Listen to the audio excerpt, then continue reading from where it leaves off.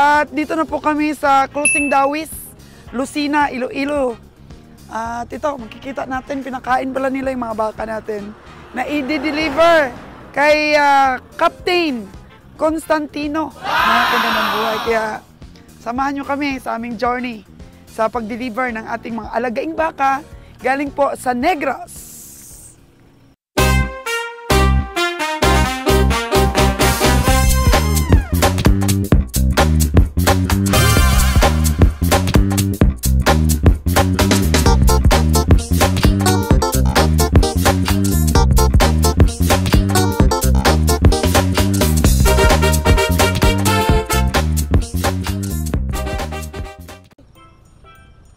Oh, alam daw ni Cas. Ang bahay ni Sir Constantino, ako Cas, nakatulog yata ako nang nag-deliver tayo eh. Alam mo, daan. Yan ako katawagan na ni Toto Brayo. Istorya ko pra, hindi kami so may istorya ko siya. Yan. Sir niya ka. Wow. Yung tama Santa Rita ka no? Bagong gupit si Cas ah. Wow! Oo, tutulang ko na, pakatuga.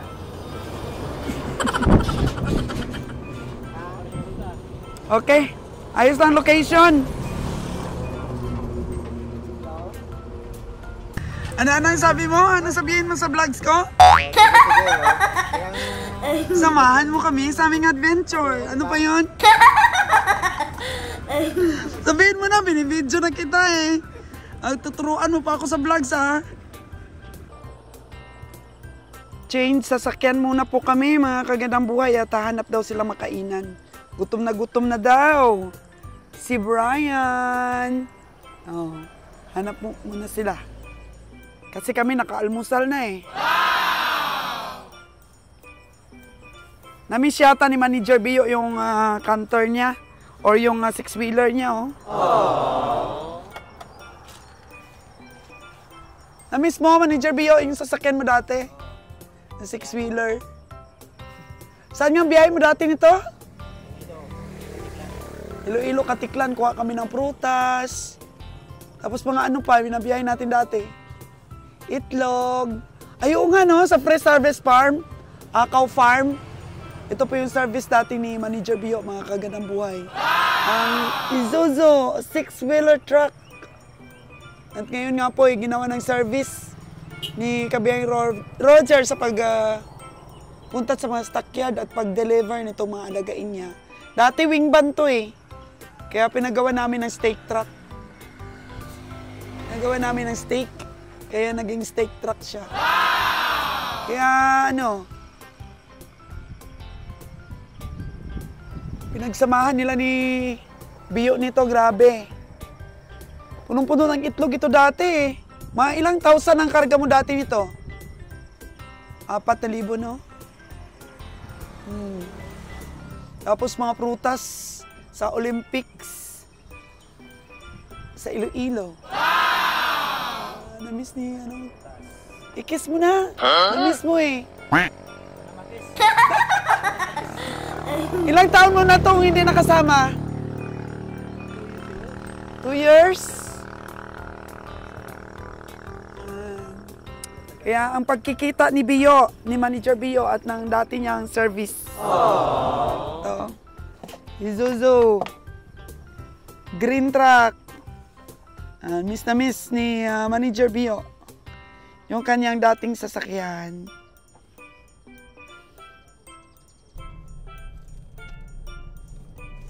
Dito tayo sa Bangga Dawis, no? So, binabaybay po natin yung daan papunta po ng New Lucina. Para po may deliver natin yung baka ni Captain Constantino. Ayan o, kita natin yung baka niya o, napaka-cute.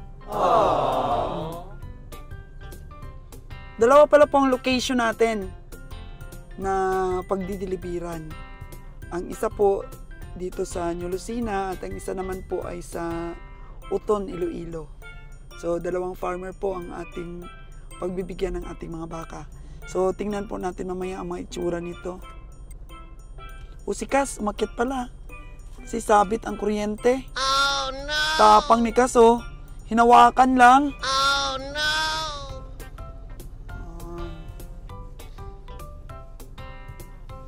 Papakita po namin yung aming delivery para po sa aming manunood kung sino po ang interesado magpa-deliver po dito sa Iloilo, sa Capiz, sa Antique. Madideliveran po namin kayo. Kasi marami rin pong mga pili-pili lang na mga magagandang baka. Galing po sa Negros Oriental. Pakita ko po mamaya para maingganyo rin po ang iba na umorder at na magpahanap kay Kabiang Roger ng mga babaeng baka.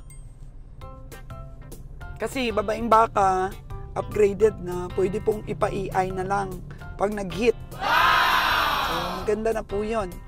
Pangpalit po sa inyong mga native na mga baka para makapag-umpisa po na magpalahi at gumanda ang genetics ng mga inaalagaan ninyo.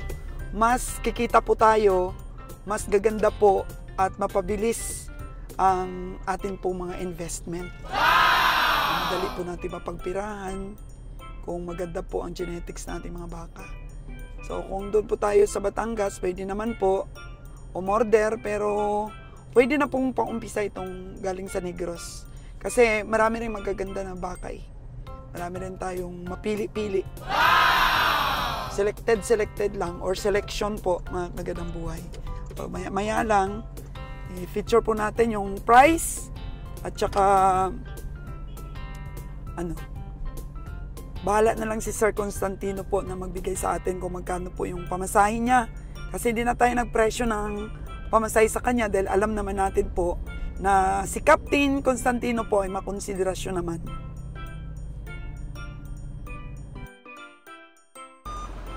Okay, yan na po.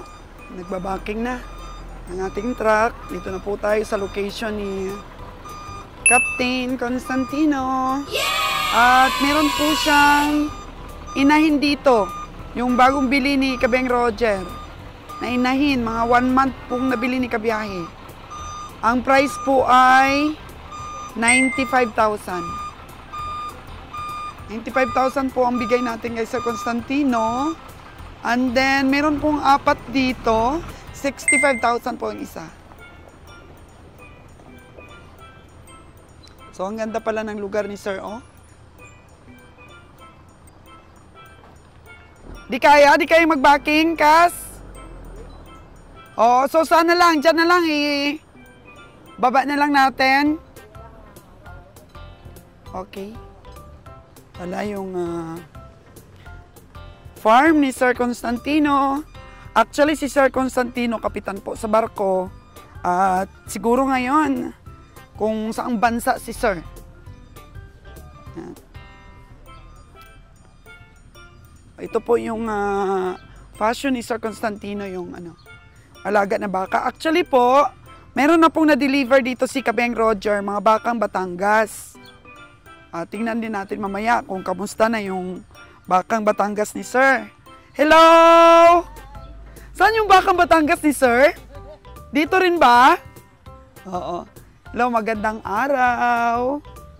Vlogs namin kayo ha, para makita natin yung bakang Batangas ni Sir. Ito pala yun. So, during the time na nag-deliver dito sa Kabiang Roger, wala pang ulan. Di ba, madam? So, hindi pa masyadong basa. Ito pala yung location ng mini farm ni Sir Constantino. Iba naman yung location na yon, yung sa Itikan na napuntahan ko. Oh, ang laki na ng mga bakang Batangas ni Sir. Mukhang hindi lang nakaligo. Oh, ito pala. Ang ganda pala ng kulungan ni Sir dito, oh. Oh, linis sila. Linis ang tayo ng baka. Ito na ba yung paglagyan sa kanila, madam? Doon sa kabila.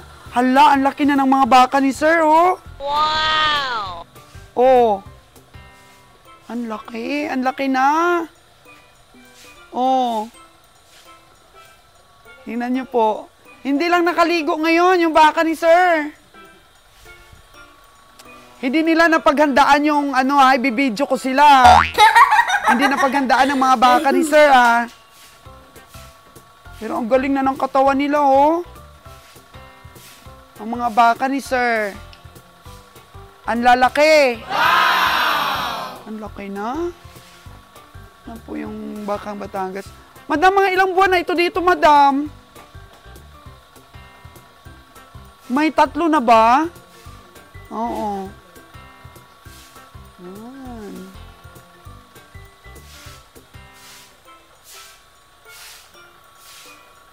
Ang ganda ng mga katawan nila. Wow! Okay, numbering sila mga kagandang buhay. Oh.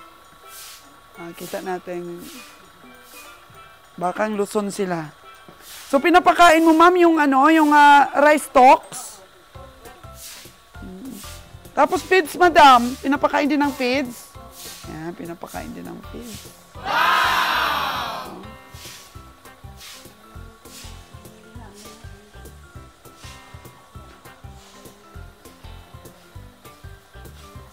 Oo, yung minerals. Oo. Dilaan nila. Laki na talaga ng mga baka ni Sir. Ang tataas. Buntis na ba yung isa? Wow! Congratulations, Kapitan Constantino. Buntis na pala yung isa. So, yung tatay, itong galing Subel? Oo. Wow! Meron din yatang may anak dyan. Tapos may isa pa yatang buntis. Ewan ko lang kung nagkakamali ako, ha. So, sige, videoan ko muna yung pagbaba nila para masabi natin sa ating mga viewers at makita nila kung gaano kaganda din ang mga na-i-deliver natin. Mga bakang galing Negros Oriental. Kasi walang problema po itong mga babaeng binili ni Sir Constantino. Dahil mayroong bakang Subel si Sir. Di ba? Mga upgraded na baka babae. Welcome to your new home! Ayan po, bit-bit likas. Maamo po ito, madam. Hindi po ito, wild.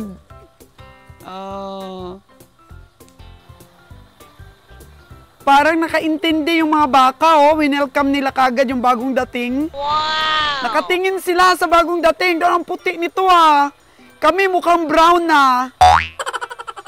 Ayan. Si Manager Bio po, may bit-bit ng isang baka. Yan.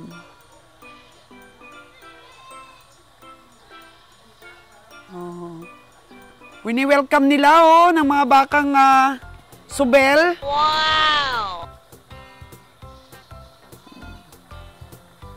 Yan po.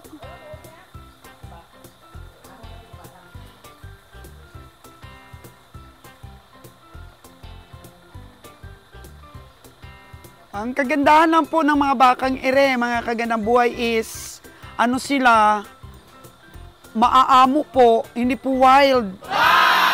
Ito pong mga bakang Subel at yung dalawa pa pong babae na nabili natin sa Subel Farm, siyempre hindi po sila sanay na nakatali. Oo. Yan. Napaliguan pa lang pala sila kasi maaga pa tayo mga kagandang buhay. Madam, araw-araw ba sila naliligo yung mga bakang Subel natin? Ayan, araw-araw naman pala. Kaya pagdating natin po, hindi pa po sila nakaligo. At pa lang, nililinis pa lang yung kulungan nila po. Cute din ang kulungan nila. So ito ulit, ang mag-ina po na dala ni Danny. Ito po'y palang golden yung nanay, tapos upgraded na rin po. Ayan, tapos yung anak niya, tingnan nyo po mga kagandang buhay. Brahman na Brahman po ang anak. Tingnan mo yung mga lawlaw ng ng anak ko. Ayan. So, ang dami pang gatas. Kasi pangalawang anak pa lang po yun, mga kagandang buhay. Ang laki na ng inahin. Nakamura po dun si Sir Constantino. Mura lang po ang bili ni Sir Constantino niyan. Love naman po ni Roger si Sir. Kaya inalagaan pa yun ng 1 buwan ni Ka-Roger. Ayan. Natin yung iba pa dito.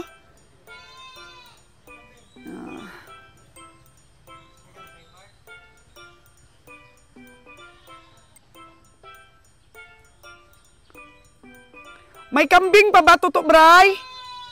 Oh, may kambing pa. Wow! Baba natin. Yung anak po ni James, mga kagandang buhay, ay inawitan po ni Sir Constantino. Kaya binigay na lang po ni Kabiyang Roger. Wow!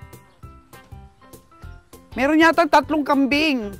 O, di ba mga kagandang buhay, nakapagbenta na po tayo ng kambing. At kay Sir Constantino pa yung kauna-unahang benta natin. Yung kauna-unahang anak ni James ay mapupunta po kay Sir Constantino. Oh, ito na po mga kagandang buhay. Ayan po yung anak ni James, malaki na. Oh, James na James po ang itsura niyan at ang takaw po niyan sa feeds mga kagandang buhay. Yan. Lagi po yung kumakain sa sako mismo. Binubuksan yung sako. Napaka-talented po ng anak ni James na ito. Magpakarami ka dito, Dudong, ha? Yan.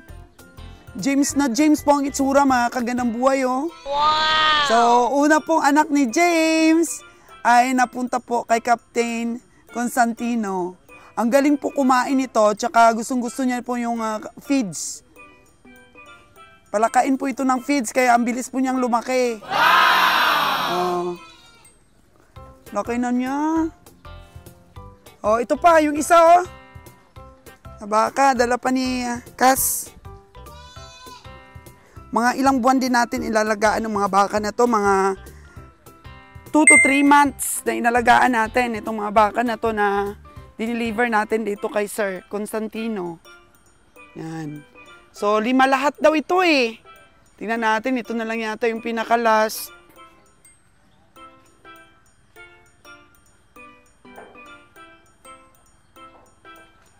Kaya pinapakita ko po yung delivery, mga kagandang buhay. Kasi yung iba kasi nahihiyang umorder. Or mag-contact po kay Kabiyang Roger na, Kabiyang Roger, hanapan mo kami ng magaganda. Pilian mo kami ng upgraded na ng mga baka dyan. Kasi ang dami pong baka sa stockyard, pero mangilan-ngilan lang po yung mapipili nating magaganda. Kaya pili-pili lang. So ito na yung last dan. Bali, buntis ito. Buntis ito, kaya dapat ingatan mo yan. Manager Bio, ingatan mo! Ay, hinay lang kasi maputik. Oh, basi madusmo daw. Buntis po ito, mga kagandang buhay, ha. So, ang natira, para na lang po dun sa uton. Yan, at mukhang, ayan, yung dalawa nating engineer dito, mukhang na-love na nila ang baka. Wow! Lalo na itong sinakapula na love at first sight sa mga baka. Ano kabiyang, Brian? Ano? Ayos ba? Money, di ba? Na siya, nag-sign ng money. Kagandang buhay. Wow! Ang kambing pa dito sa taas. So, ilan ang kambing dala natin? 3 ba? 4 po pala. 4 po pala, mga kagandang buhay, oh. Yan. Engineer na ng mga hayop. Pwede na. Nag-i-enjoy pa po yung ating mga tao. Si Brian, sana dito na talaga siya pumayat. Libreng barbell yan. Wow! Ay, naku! Ayan, ang ating mga kambing.